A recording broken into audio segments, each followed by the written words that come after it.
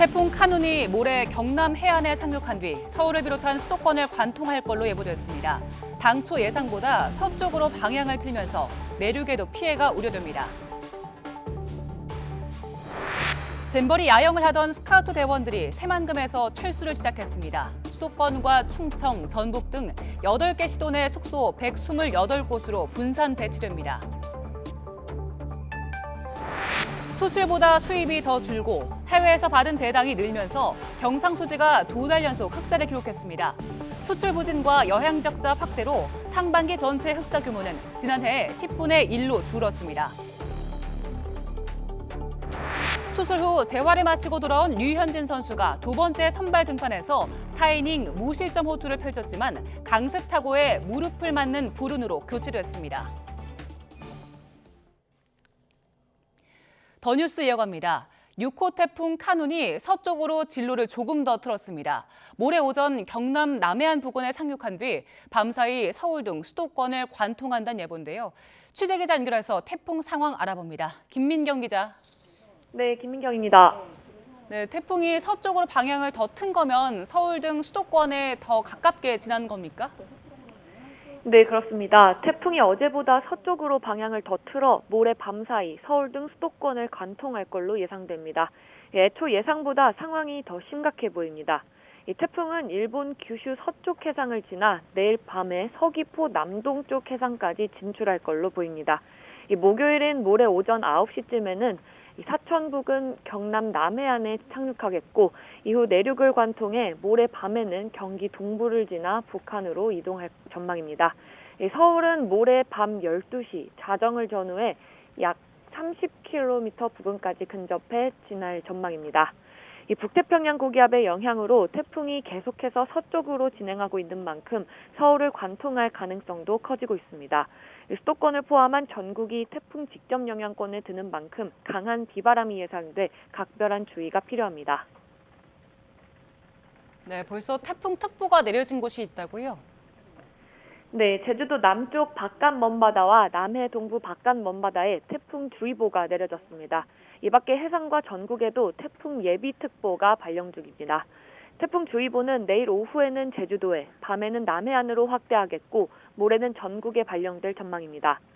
전국이 태풍 영향권에 들면서 동해안에는 최고 초속 40m 이상, 내륙에서는 초속 15에서 35m의 돌풍이 불겠고 해안가에는 폭풍의 일도 우려됩니다.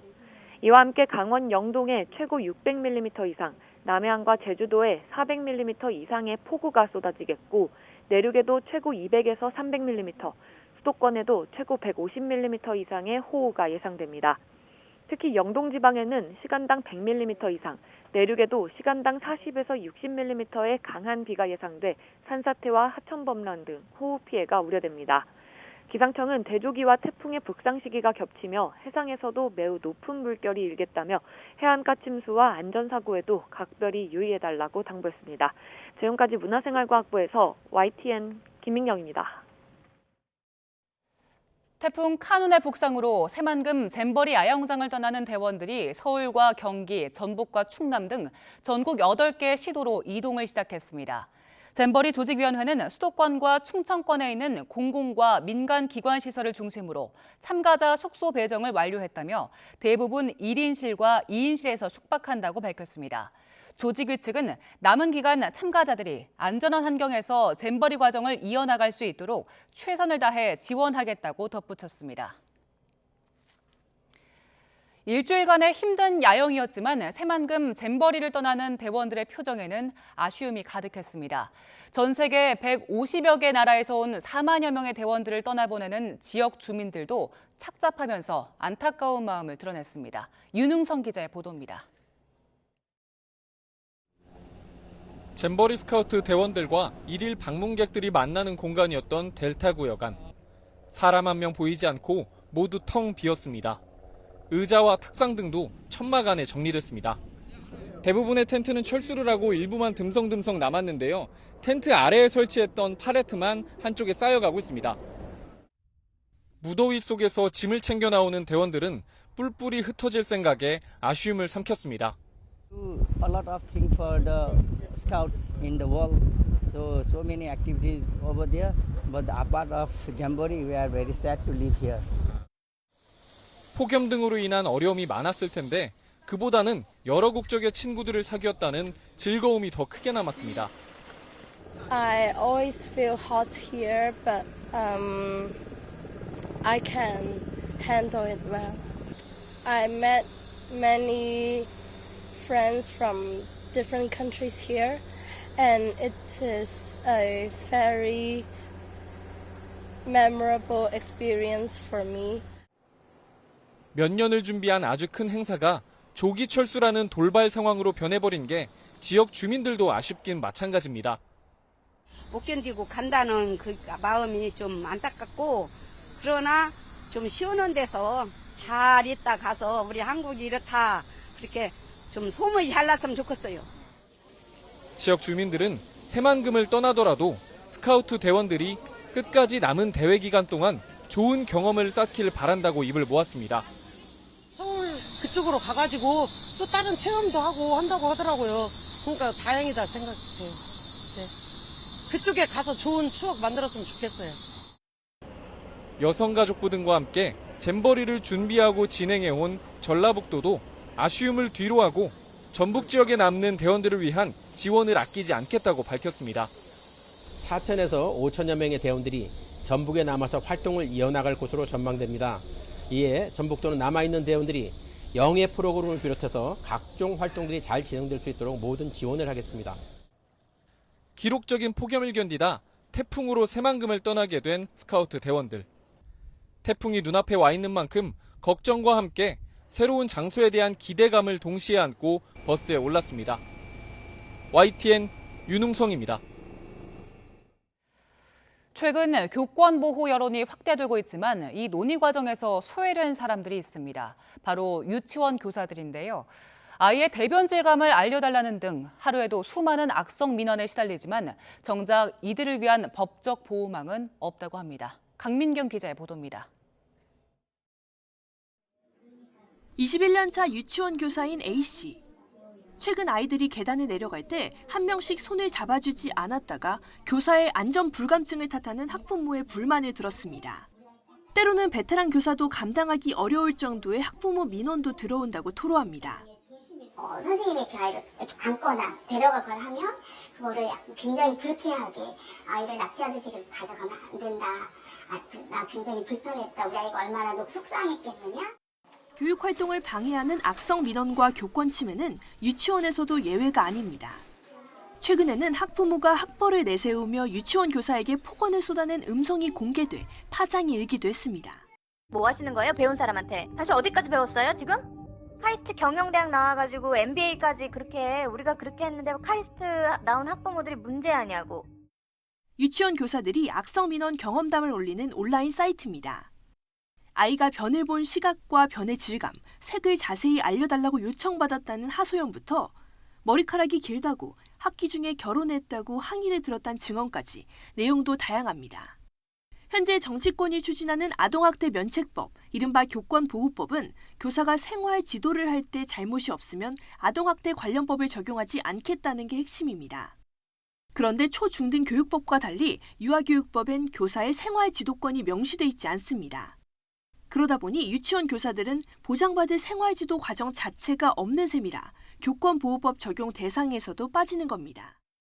국가교육과정, 누리과정을 보게 되면 그 안에 사실은 기본생활 습관이라든가 그다음에 인성과 관련된 다양한 생활지도를 하게 되어 있어요.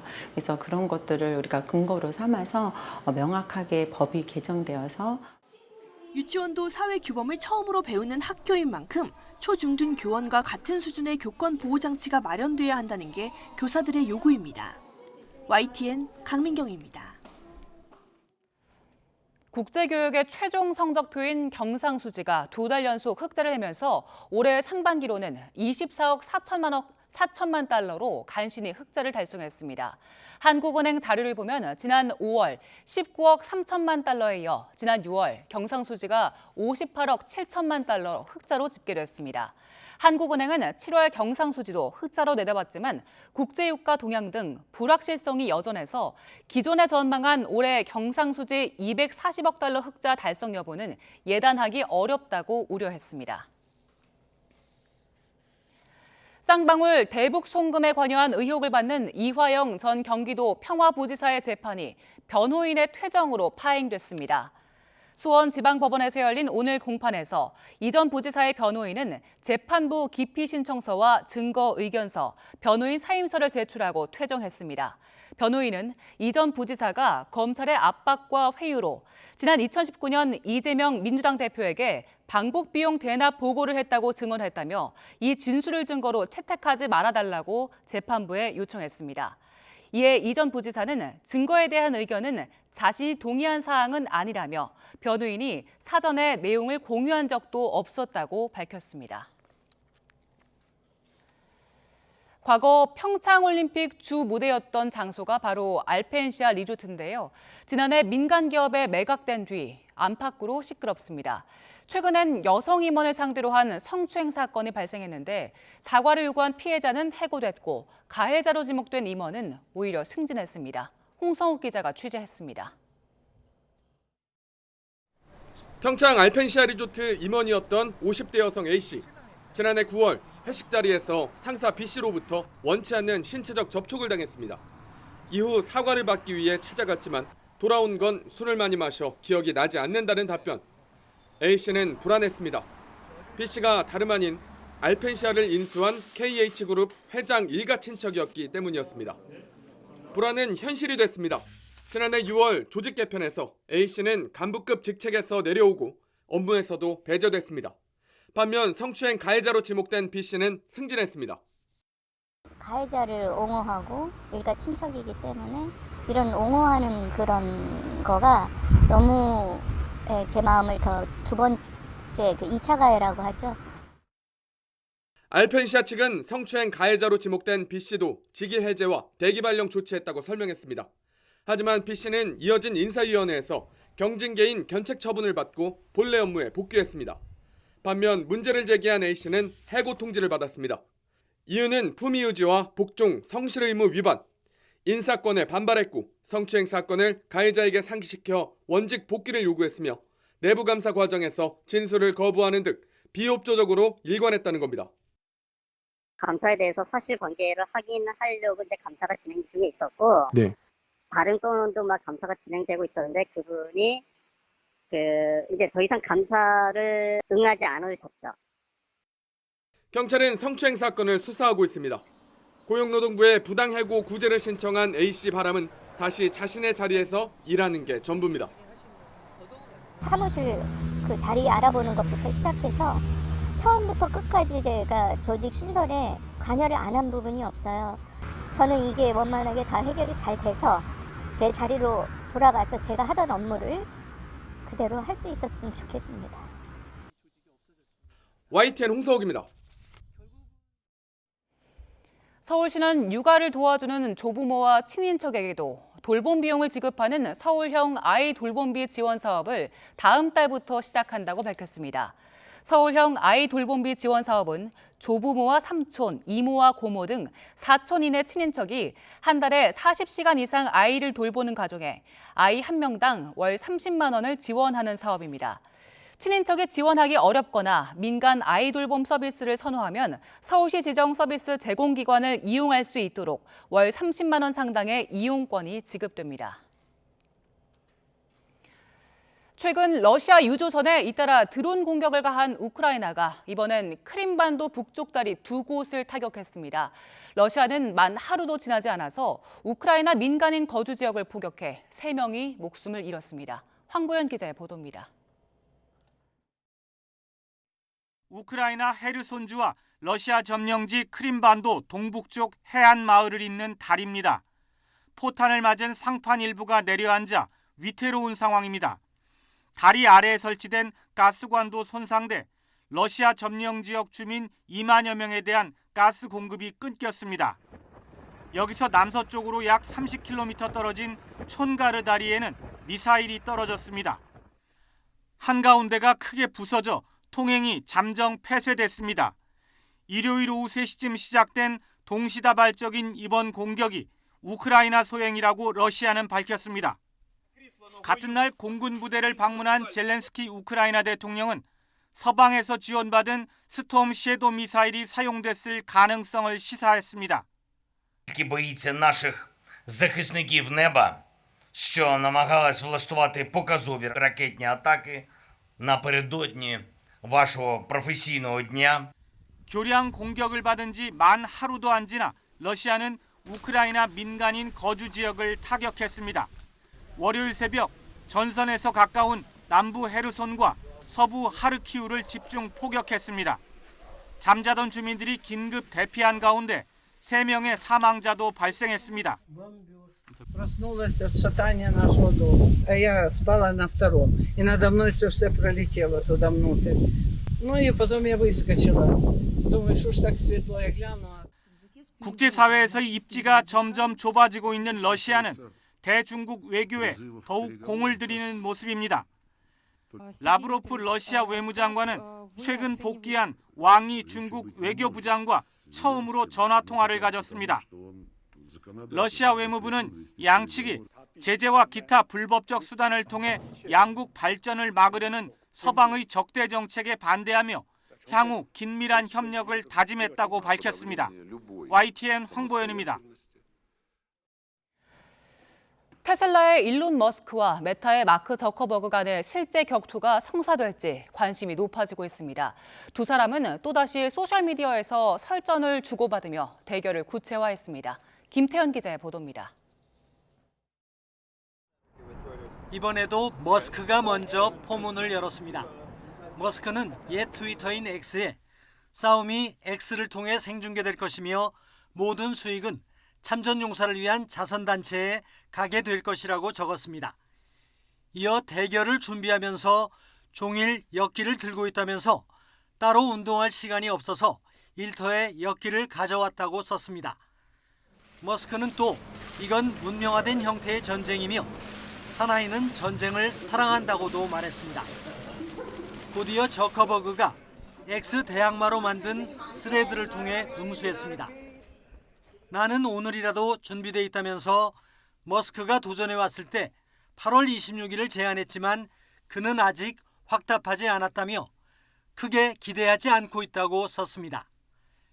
대결 생중계와 수익금 기부에 대해 저커버그는 자선단체를 위해 실제로 모금을 할 수 있는 보다 신뢰할 만한 플랫폼을 써야 하지 않겠느냐고 답했습니다.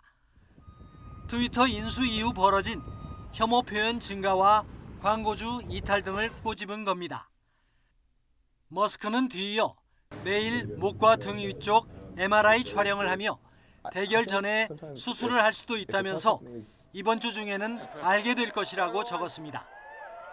소셜미디어 설전에서 비롯된 두 사람의 대결이 더욱 구체화되면서 누가 더 실전에 강할지에 대한 분석도 나오고 있습니다. YTN 김태현입니다. 팔꿈치 수술 뒤 재활을 마치고 14개월 만에 돌아온 류현진 선수가 두 번째 선발 등판에서 호투를 펼쳤지만 타구에 무릎을 맞아 교체됐습니다. 류현진은 클리블랜드 원정 경기에서 4이닝 무피 안타 무실점, 탈삼진 2개를 기록했습니다. 체인지업을 앞세워 3회까지 3자 범퇴 이닝을 만든 류현진은 4회에 볼넷 1개만 허용했습니다. 하지만 류현진은 4회 말 상대 타자의 강한 타구에 무릎 안쪽을 맞은 뒤 교체를 나갔습니다. 토론토 구단은 류현진 선수의 부상이 오른쪽 무릎 타박상이라고 밝혔습니다.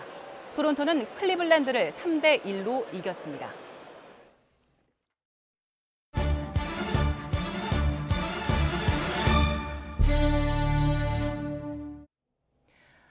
더 정치 시작합니다. 잼버리 대회 스카우트 대원들 오늘 오전부터 철수를 시작했는데요.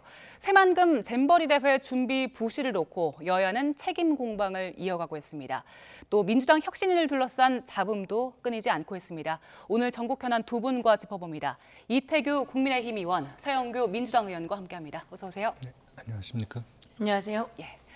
자, 민주당 이재명 대표, 김은경 혁신위에 대해서 어제 유감을 표명했는데요. 국민의힘에서는 유체이탈식 정신세계란 비판의 목소리가 나왔습니다. 먼저 여야의 목소리 듣고 돌아오겠습니다.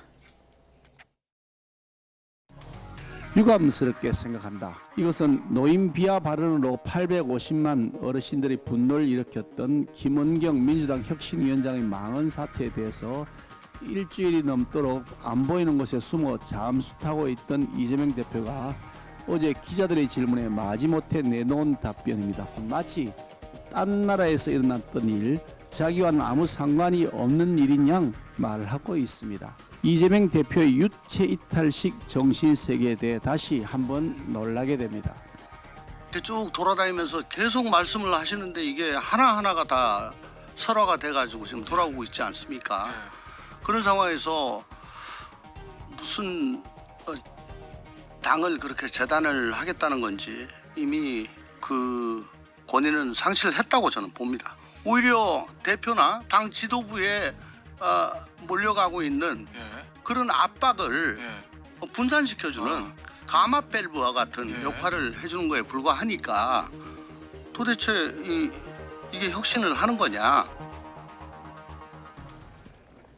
네, 김기현 대표, 일단 이재명 대표에 대해서 그 발언에 대해 유체이탈식 정신세계다, 직접 사과를 해라라고 얘기했는데 지금 민주당 내부에서는 이 상황을 어떻게 보고 있습니까? 민주당 이재명 대표의 직접 사과가 필요하다고 봅니까?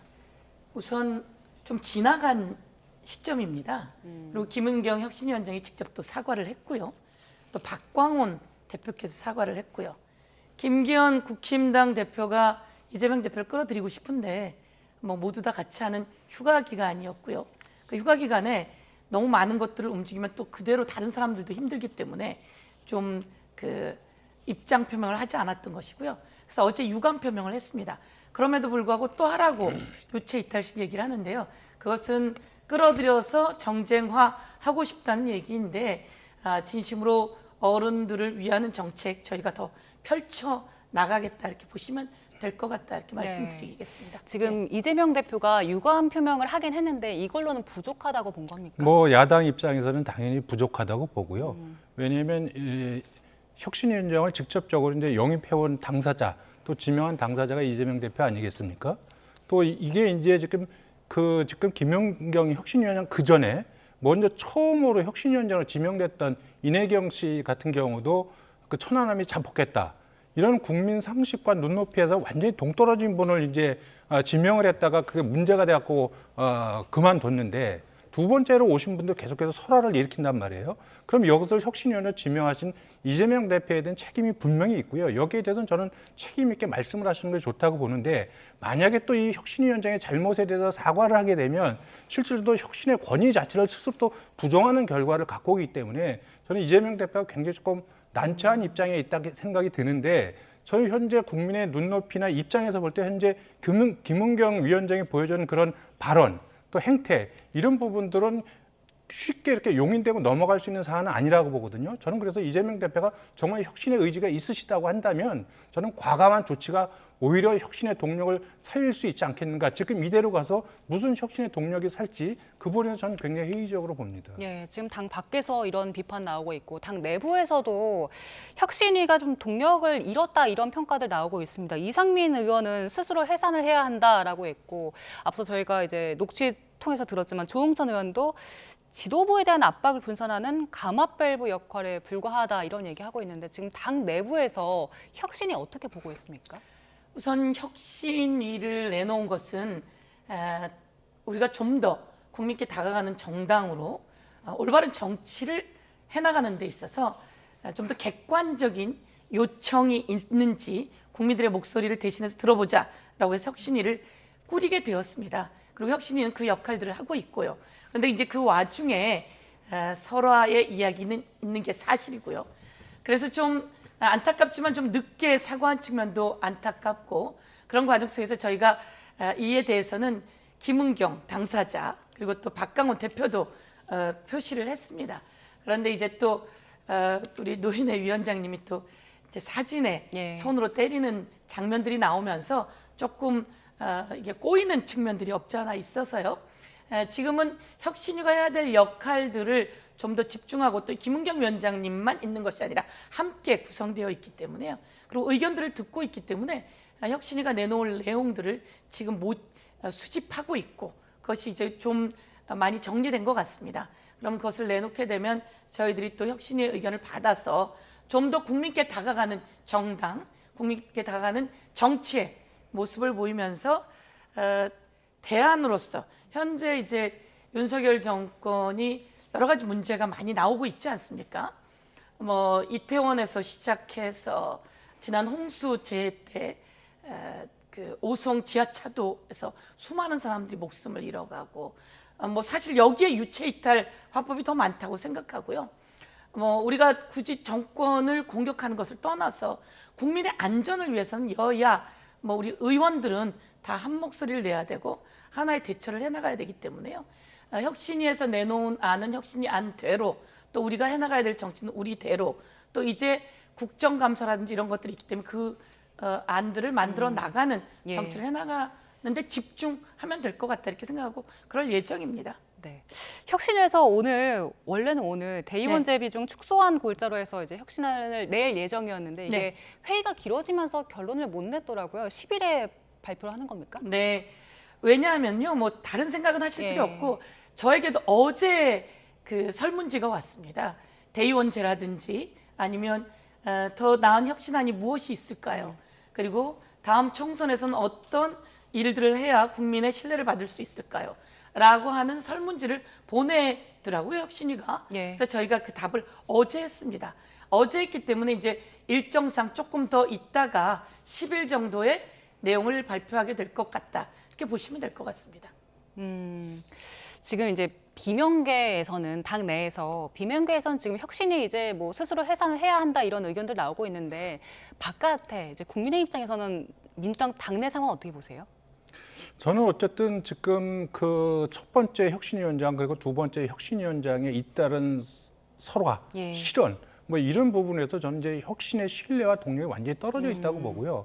또 처음에 이제 그 불체포 특권의 그 권한을 내려놓자고 제안을 했는데 이 부분이 사실상 이제 의원총회에서 거부당했거든요. 그래서 저는 혁신위원회 권위도 좀 떨어져 있다고 봅니다. 그때 저는 혁신위원회가 이것을 안 받으면 민주당이 죽는다고까지 이야기했는데도 그 외에 민주당 의원총회가 사실상 이것을 부결하는 쪽으로 정리를 했음에도 불구하고 어떤 조치도 취하지 않았거든요. 그리고 지금 이제 말씀하신 대로 이제 대의원제 개편이나 이런 부분을 조금 혁신의 어떤 의제로 삼고 있는데 저는 이거는 저 국민들 생각하고 완전 동떨어져 있다고 생각을 합니다. 대의원제 개편이요? 대의원제 개편이라는 것은 대의원 권한을 축소하겠다는 이야기인데 이것이 친명과 비명계 간의 극렬한 입장 차이가 있는 것이고요.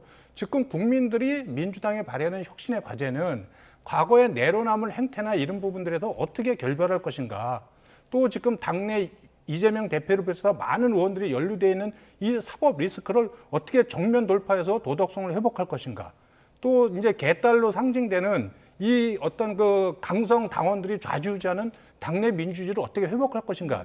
이런 부분들에 대해서 명쾌한 해법을 제시하길 바라고 있고 그것이 명쾌하게 제시됐을 경우에 저는 민주당의 혁신은 국민적인 공감을 얻을 수 있다고 생각하는데 지금은 단순히 당 내부의 어떤 권력 구조나 이런 부분을 바꾸는 쪽으로 이렇게 가고 있단 말이죠. 저는 그래서 만약에 대의원제 개편이라는 것은 게임의 룰을 바꾸는 건데 이 부분이 친명과 비명 간의 어떤 의견 대립이 된다면 오히려 더 많은 당의 내용의 요인으로 작용할 수 있겠다. 왜냐하면 대의원의 어떤 권한을 축소한다는 것은 결국은 당원 개정 사항이 될 텐데 이 부분이 최고위원회를 통과하더라도 중앙위원회도 있고 필요하면 당원 투표도 있고 그럴 텐데 그때마다 저는 계속해서 당의 어떤 갈등과 불화가 더 심해지지 않는가 이런 걱정을 안 할 수 없는 거죠. 네, 대의원제 그 의원수 축소하는 것 두고 비율 조정 두고 이걸 좀 조정해서 이 혁신이 받아들여진다면 국민들이 원하는 혁신을 이룰 수 있을까요? 그러니까 혁신의 내용은 이것만 있는 것이 아니죠. 아직 혁신의 내용을 저희들에게도 주지는 않았는데요. 곳곳에 의견을 수렴하면서 더불어민주당이 내놓을 수 있는 혁신의 내용이 무엇인지는 정리하고 있는 상태입니다. 거기서 이제 대의원제가 불거져 나와서 이야기가 될 뿐이고요. 대의원제 관련해서 그 외에 혁신의 방안들은 많이 있을 것이고요. 그러니까 좀 더 신선하게 국민에게 다가갈 것은 무엇인가? 내로남불은 뭐 더불어민주당만이 있는 것이 아니라 남 탓 정권, 뭐 국힘당 훨씬 더 많긴 한데요. 마찬가지로 내로남불도 우리에게도 있었단 말입니다. 그럼 이런 것들을 극복할 수 있는 방안들은 무엇인가? 말씀처럼 이런 내용들이 다 있을 겁니다. 그리고 국회의원들이 정책에 집중할 방법은 무엇인가? 그리고 국회의원들이 지역에 있는 국민 유권자들에게 어떻게 하면 지지를 받을 것인가? 라고 하는 여러 가지 내용들이 있습니다. 예를 들면 저 같은 경우 어제 설문지에 다음 총선에서 승리하려면 어떻게 하면 좋겠습니까? 저는 이제 3선이고 지역에서 인지도나 이런 것이 아주 괜찮습니다. 그리고 또 열심히 하고 있는 거죠. 그러나 제일 중요한 건 네가 현역이라고 해서 목이 빳빳하면 안 돼. 그리고 귀를 기울이지 않으면 안 돼. 더 겸손하게 움직여야 돼. 라고 하는 것이 제가 낸 안이거든요. 현역들이 저희가 사실 수도권에 더 많습니다. 그러면 다음 총선에서 제대로 승리해서 제대로 된 정책을 만들려면 우선 입법 활동을 잘해야 돼요. 그래서 입법에 대한 성과도 묻고 있었습니다. 입법 활동 어떻게 할 것인가? 그럼 통과는 어떻게 할 것인가? 그리고 더욱더 겸손한 모습은 무엇인가? 이런 내용이 혁신위가 묻는 안에 다 들어 있었습니다. 그런데 이제 이게 불거져서 나온 게 대의원제이기 때문이고요. 대의원제는 실제로는 이제 국힘당은 전 당원이 1인 1표를 가지고 있죠. 그렇게 하다 보니까 정광훈 목사 같은 사람에게 좌우지되는 경향이 있습니다. 근데 이제 대의원제는 대의제이기 때문에 대의원제는 필요하고, 그러나 대의원들이 갖는 표와 권리당원의 표의 등가성을 어떻게 할 거냐, 이거지. 대의원제를 폐지할 거냐 아니냐가 아니라, 대의원제는 있더라도 대의원이 갖는 표가 1이면 권리당원이 60명당 대의원이 갖는 표 권리가 1 정도 되거든요. 그래서 1대 60, 이것을 좀 줄이는 것이 어떤가라고 하는 내용이기 때문에, 뭐 밖으로는 국힘에서 저것이 더 크게 부딪힐 거다 이렇게 얘기하지만 그런 등가성을 좀 줄이는 것이기 때문에 크게 문제가 될 것은 다른 없습니다. 혁신안도 있을 거라고 말씀을 하셨는데, 일단 지금 이 대의원제 축소 같은 것들 발표를 했을 때 지금 혁신위의 그 신뢰성 같은 게 많이 떨어진 상황인데, 당 내에서 수용이 좀 가능하겠습니까? 짧게요. 이 부분에 대해서 혁신위가 아직 내놓은 것은 아니니까요. 혁신위가 고민하는 것은 그것으로 보고 있습니다. 1대 60의 등가성을 좀 더 1대 40, 1대 30 이런 정도로 하는 게 어떻겠냐라는 제안일 거기 때문에 크게 무리는 없을 거라고 생각하고요. 대의원제 폐지 형태가 아니라 대의원의 표의 등가성이고, 대의원제는 실제로는 뭐 여성위원장, 그리고 협의회장, 시구위원 이런 사람들이 대의원이기 때문에요. 대의원 구성을 어떻게 할 것인가, 이런 데 대한 고민이다라고 보시면 될 것 같습니다. 알겠습니다. 자, 이번엔 국민의힘 얘기를 좀 해보겠습니다. 지난주에 심평 변호사가 신당 창당설을 얘기했었는데, 국민의힘이 수도권에서 거의 전멸하고 전체 의석수도 지금보다 줄어든 여론조사 결과가 있다고 언급을 하면서 윤석열 대통령이 신당 창당설을 제기한 바 있죠. 그 후에 이제 본인도 이 발언에 대해서 사과를 했는데요. 오늘 라디오에 나와서 신당 창당설을 제기한 게 아니다. 그리고 윤석열 정부에서 신당 창당을 할 만한 동력 자체가 없다고 말했는데, 직접 듣고 오겠습니다. 국힘당이 무기력하게 흘러가니까 또 그 수도권에서 여러 가지 어려운 상황이 있으니까 이래서 되겠나. 그래서 그 윤 대통령도 이 국힘당하고 같이 갈 수 있겠느냐. 그 신당이라는 그런 문제에 관해서 다시 한번 또 생각해보는 그런 말을 얼핏 내가 전해드렸다고 해서 뿐이지. 윤 대통령이 신당 창당을 한다더니 뭐 그런 말씀은 제가 한 적이 없고요, 드린 적이 없고요. 알겠습니다. 그리고 지금 현재 윤석열 정부에서 신당 창당을 할 만한 동력 자체가 없습니다. 네, 심평 변호사가 일단 사과를 하면서 일단 신당 창당설은 어느 정도 해프닝으로 마무리가 됐는데, 그런데 이제 그 발언으로 국민의힘 그 내부에 위기감이 좀 드러난 게 아닌가라는 얘기들이 나오고 있어요. 이태규 의원님도 지금 지역구가 양평이시잖아요. 그래서 지금 제 고향이 양평입니다. 아, 그렇습니까? 비례시죠. 네. 지금 수도권에서 수도권을 지역구로 둔 의원들 실제로 좀 위기감을 느끼고 있습니까?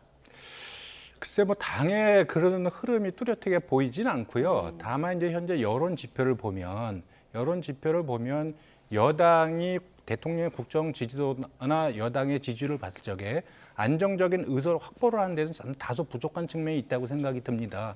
다만 이제 다행스럽다고 표현하기는 좀 그렇지만 야당도 이제 하향 박스권에 갇혀 있기 때문에 예. 그래서 지금 두 당의 어떤 지지율을 합을 보면 한 70% 정도가 못 미치거든요. 결국 이제 무당층이 굉장히 많이 늘어난 상태인데 결국은 내년 총선에서 누가 무당층 또 중도층으로 대표되는 무당층의 어떤 그 마음을 얻을 것인가가 지금 굉장히 중요하고요. 저는 이제 그렇게 생각이 듭니다. 그렇기 때문에 지금 앞으로 어떻게 누가 공천 전략이나 또 어떤 이슈 파이팅이나 어떤 그 정책의 수를 어떻게 누가 잘 준비하고 가느냐에 따라서 선거 결과가 달라지는 것이지 지금에 있는 부분을 가지고 지금 내년 총선을 단정하기는 좀 어렵다. 물론 시기적으로도 이제 대통령제하에서 지금 대통령 임기가 2년째 들어가는 부분에서 예. 이제 저희가 3년째죠. 들어가는 데서 총선을 치르기 때문에 대통령에 대한 중간평가 성격이 있습니다. 그래서 전통적으로 과거의 선거 결과를 보면 중간평가 성격을 가질 경우에는 여당이 불리한 결과들을 많이 봤거든요. 이제 그런 부분에 대해서는 여당이 굉장히 잘 준비하고 경계해야 될 부분이다. 다만 이제 심평 변호사께서 말씀하신 부분은 저는 어떤 근거나 어떤 자료를 가지고 말씀하시는지 모르겠지만 일단 이미 본인이 이제 그 발언을 취소했기 때문에 예. 그거는 이제 전형적인 이제 카더라. 뭐 이런 식의 발언이기 때문에 당에서 그 부분에 신경은 안 씁니다. 그렇지만 이제 총선이 가까울수록 또 집권 여당이고 또 정부 입장에서는 내년 총선에서 안정적인 의석을 확보해서 계속해서 어떤 국정 운영의 동력을 확보해야 될 그런 과제들이 있거든요. 그렇기 때문에 신경을 안 쓸 수는 없다. 예, 그렇게 좀 말씀드릴 수 있겠습니다. 지금 오늘 오전에 신평 변호사가 현재 정부에서 신당 창당을 할 만한 동력 자체가 없다라고 발언했던 거에 대해서는 어떻게 보셨어요? 저는 아마 누군가 대통령의 의중이나 메시지를 신평 변호사한테 전달한 것이 아닌가. 그런 발언은 대통령이나 여권에 도움이 안 된다. 예. 아마 그런 의사 전달이 있었다고 보여지는 거고요.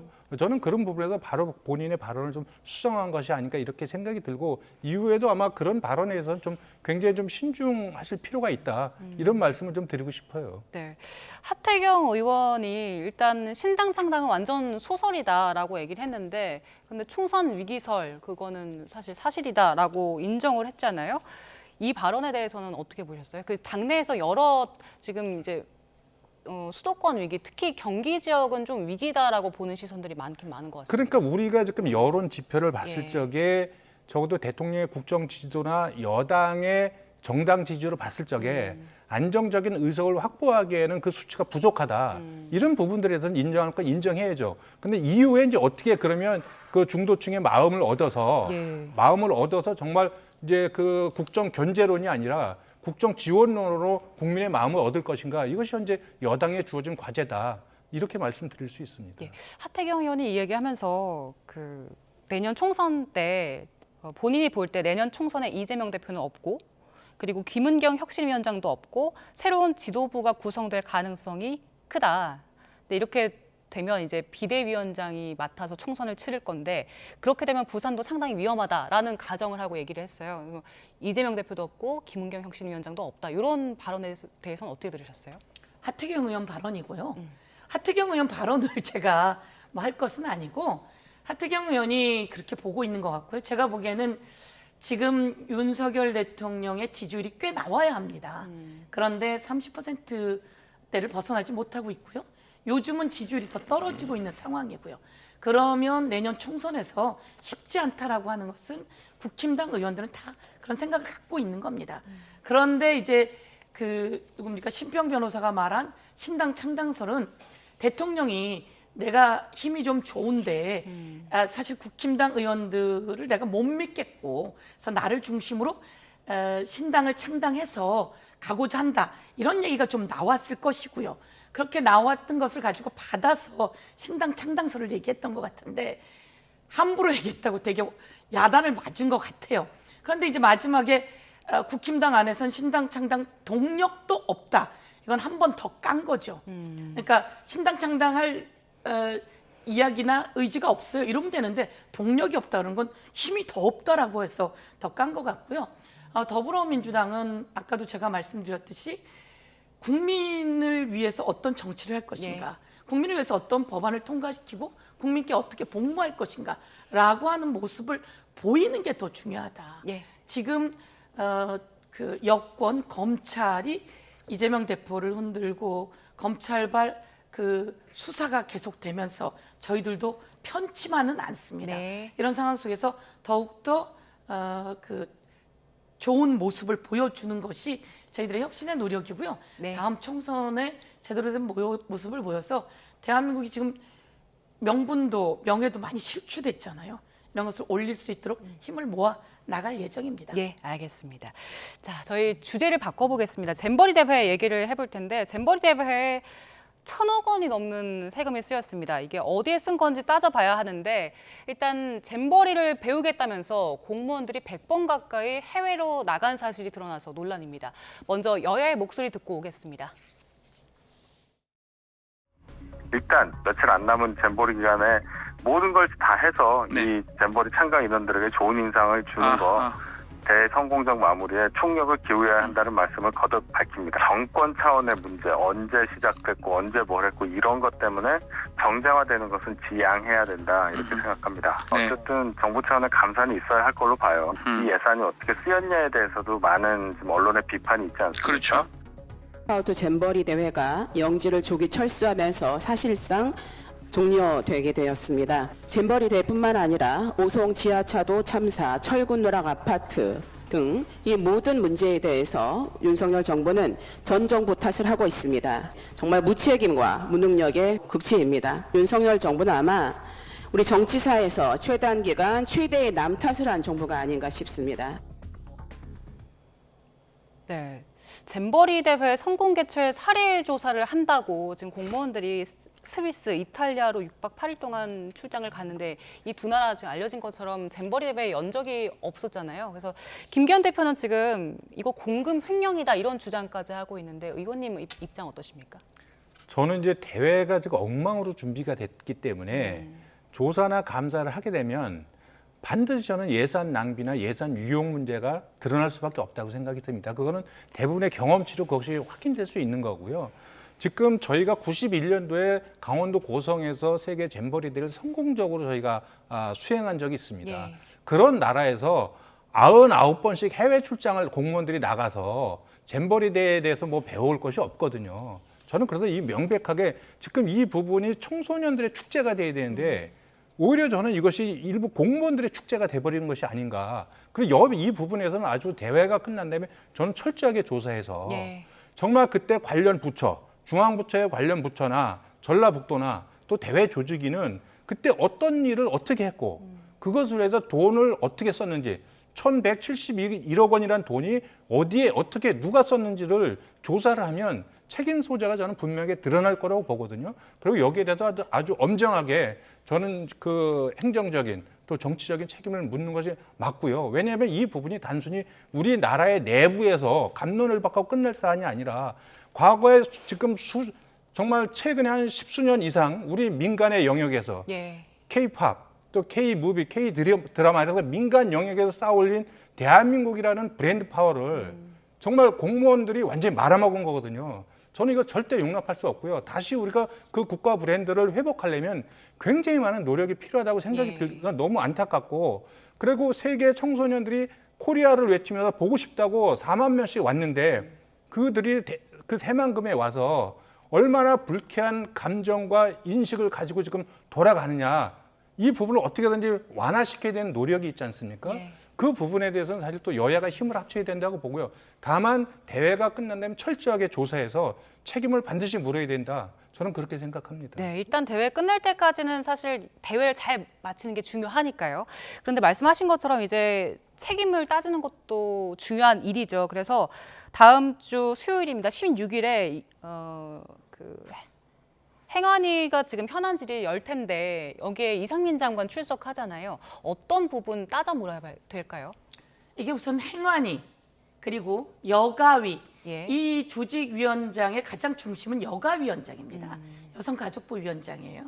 윤석열 정부 여성가족부 위원장이 여기 가장 중심입니다. 청소년 여성 관련한 일들을 하고 있는 부처이기 때문이죠. 그렇기 때문에 사실은 여가위 열려야 되고요. 행안위 열려야 되고요. 문체위 이 세 사람의 장관이 조직위의 위원장입니다. 공동위원장인데요. 우선 이 잼버리가 맨 처음에 어떻게 해서 문제 제기가 되기 시작했냐면요. 열리는 날이에요. 열리는 날 대통령이 개영식에 참석을 합니다. 근데 아이들이 거기 입장을 해야 되는데요. 대통령이 왔다고 해서 가방을 다 뒤집니다. 가방을 다 뒤져서 아이들이 8시간씩 기다리게 되는 거예요. 그러면서 쓰러지게 되는 거죠. 그러면서 집으로 전화를 한 거예요. 엄마, 나 너무 덥고 힘들어. 라고 했을 때 그 영국 같은 데서 문제 제기를 하기 시작한 겁니다. 왜 이런 일이 일어나죠? 그러니까 아이들이 거기서 쓰러지고 넘어지고 온절병에 걸리고 이러면서 시작한 거예요. 이건 아이들의 행사거든요. 그리고 이 아이들의 행사에서 여기서 뭐가 문제냐면 요번에 그늘막이 없어요. 그리고 화장실이 너무 더러워요. 그리고 밥을 먹는데 상한 계란이 나왔어요.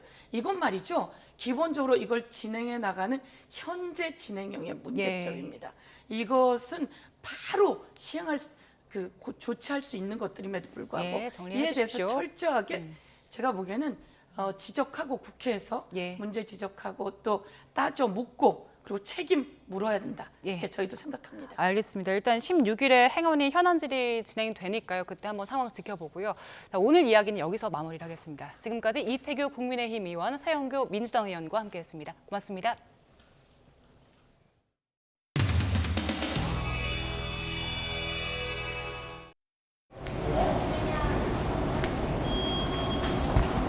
Just comment on the current Jamboree situation. Boys and Girl Scouts that are there, I heard that they are very disappointed with the situation.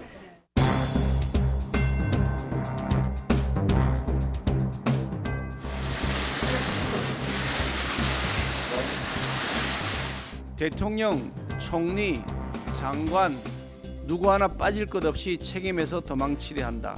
주말 사이에 민주당이 쏟아내었던 잼버리 관련 입장입니다. 객관적인 사실만 우선 짚어보겠습니다. 2023 세계 잼버리 새만금 유치가 확정된 것은 2017년 8월 문재인 정권 시절입니다. 문 전 대통령이 직접 영상까지 찍어서 홍보에 열중했으며 관련 특별법이 국회를 통과하고 정부가 준비를 잘 못했으면 잼버리 관련해서 현 정부에서 그만큼 관심을 조금 조정을 했어야 하는 거 아니냐는 지적이 있는데 여기에는 이제는 중앙정부가 직접 움직이기 때문에 이제는 새만금 잼버리가 아니라 코리아 잼버리가 되어야 된다는 생각을 우리 당에서는 가지고 있고요. K 히스토리, 또 K 컬처, K 푸드 등 이제 이 기회를 전화위복으로 삼을 수 있는 기회로 삼아요.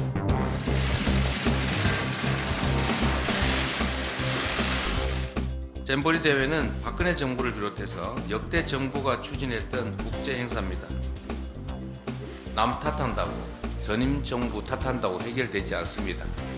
윤석열 정권 출범 후 약 16개월 후 치러진 대회의 실패를 전 정부 판단하고 있는데 16개월 동안 도대체 뭘 하고 있었습니까? 윤석열 정권에게 묻습니다. 잼버리가 성공적이었다면 이게 다 문재인 정부 덕분이다 라고 했겠습니까?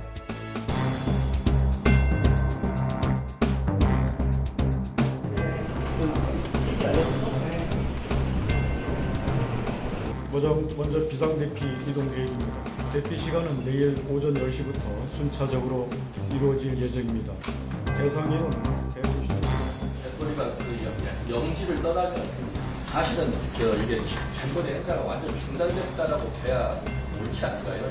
저희는 그렇게 생각하지 않습니다. 영지 내에 있진 않지만 저희가 영지 밖 프로그램을 많이 운영하지 않았습니까? 저희 K-팝 콘서트하고 폐영식이 11일 날 열리기 때문에 폐영식까지 하기 때문에 잼버리는 각 나라에서 부담하는 건지 이 비용이 협의가 된 건지 궁금합니다.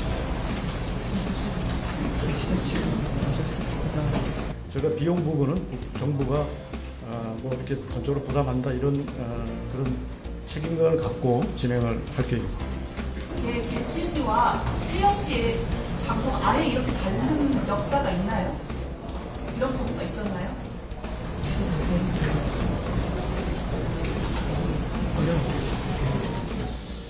예, 그 부분은 저희가 좀 확인을 해서 말씀을 드리겠습니다.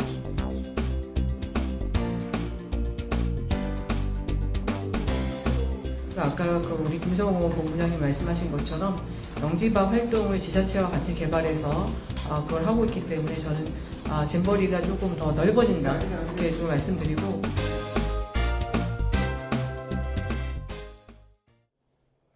태풍이 북상하기 전 내륙은 찜통더위가 절정에 달했습니다. 현재 서울 기온이 35.3도까지 치솟으면서 올 들어 가장 더운 날씨가 찾아왔는데요. 더위 속에 오늘 저녁까지 내륙 곳곳으로 요란한 소나기가 내리는 곳이 있겠고요. 동풍이 불어드는 동쪽 지역은 오늘도 가끔 비가 내리는 곳이 있겠습니다. 오늘까지 더위와 소나기가 말썽이라면 내일부터는 태풍이 비상입니다.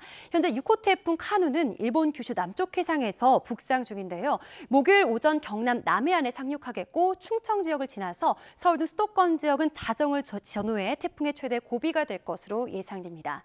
따라서 전국에 태풍의 직접 영향권에 들겠습니다. 이미 남해 동부 먼바다에는 태풍주의보가 발효 중이고 그 밖에 해상과 전국도 태풍 예비특보가 내려져 있습니다.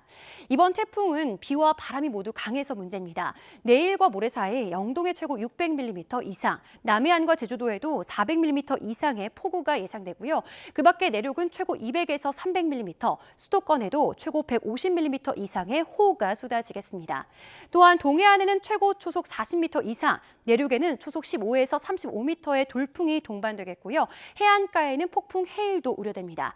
피해가 발생하지 않도록 태풍 대비에 만전을 기해 주시기 바랍니다. 날씨였습니다. 네, 더 뉴스 여기서 마칩니다. 시청해주신 여러분 고맙습니다.